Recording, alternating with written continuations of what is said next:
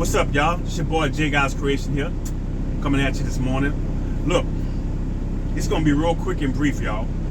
I want to talk about this morning. I don't know if y'all heard about the kids in Chicago.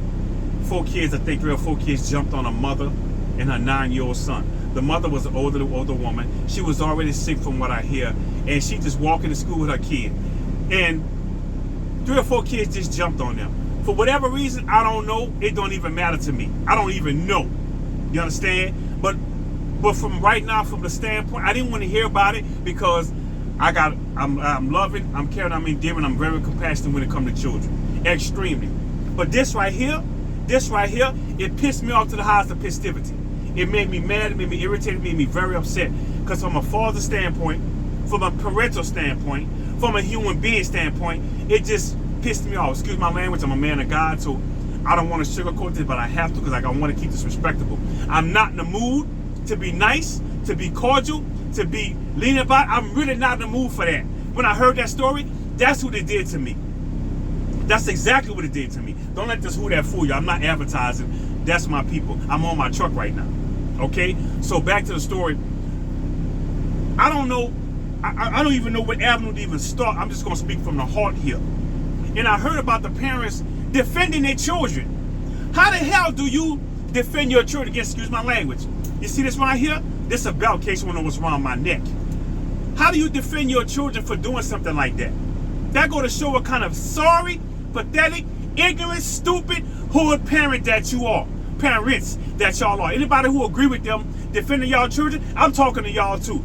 I'm calling y'all. I sure am. I've been a father since I was 16 and a half years old. I know about parenting. I have a male and a female, and I'm proud of my kids. You understand? You know what I teach them? Everything that I know.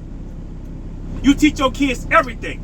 But you can tell the kids had no discipline, because if they had any kind of discipline, they would not have done that. There's no way you could justify that to me, how that's right, how that's cool for them kids to do that. And y'all parents sorry for defending them, because that's your children.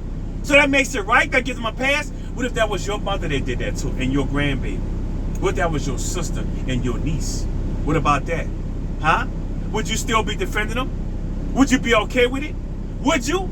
I wonder if you would. I doubt very seriously that you would. These kids have no fear of nothing. You hear me? They ain't scared of mama.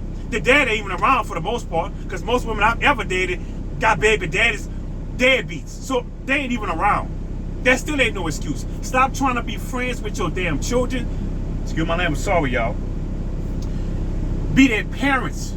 Be their parents first. I don't mind being friendly with your kids, but you better know right now, respect never goes out the window.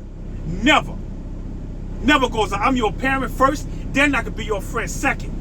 All right? These kids have no discipline. They have no love. They get no attention at home, so they grasp out. I know you can't control what your kids do when you're not with them. There ain't no damn excuse. It ain't no excuse. You know why? Because these kids are not stupid. They know if they do something stupid and their parents find out, what could happen to them. So put a real limit on you can't control what happens when your kids when you're not around your kids. That is the truth to that. There's some truth to that. But that's because your kids have no fear of you. You didn't put it in them. And I don't want to hear this stuff about I'm just a single mother, I'm a single parent and so. I know it's hard. You're talking to a parent. I know it ain't easy. It's not at all. But don't use that as an excuse to let your kids do what you want, because you want brownie points. Because you want to be that doggone friend. The kids don't care nothing about your feelings. They care about your well-being. Make sure you're right. You're not in the hospital, you're not there, you're not in jail. They care about that part. But your feelings, they don't care nothing about it. Because if they did, they wouldn't do some of the stuff they did to hurt you, make you mad, make you upset with them. That's when they really care.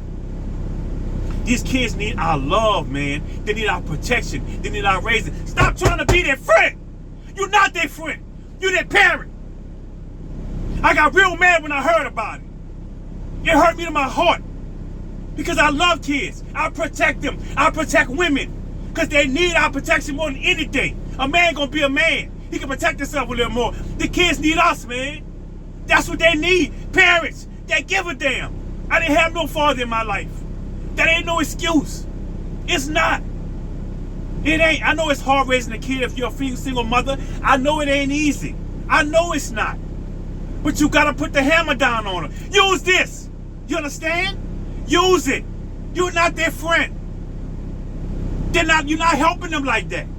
You're not. I'm not apologizing for raising my voice. The passion in my voice, coming out from my heart. I'm not apologizing for it. I didn't have that discipline coming up. I got a good mother. I got good brothers and sisters. But they were much older than me. They weren't around much. They were living their life, taking care of their own family. I had God and Jesus in my life the whole time. That's what these kids need. They need church in their life. They need the Bible in their life. They need Christ in their life. They need leadership. You ain't their doggone friend. Don't let your daughter walk out the house with some giddy girl shorts on. That ain't cute. Don't let your boy walk around disrespecting girls and women. That ain't cute. Don't let your son walk around with his pants down here. That's not attractive. That's not how you be a parent. It's not. At all. Period. That's not how you raise a child. Okay? We got to stop making excuses for our children and get on their behind. If it was mine, I would be hurt to know that my child did that to somebody. I would be very hurt because I didn't raise my child to do that. I would be compassionate. I would be remorseful. That's how you're supposed to be. Then I would get on their behind. See me? That was my child. When I see him, there'd be a lot of sore body parts going on. This arm would be sore because I'd be holding this arm and holding that arm and bang that bam.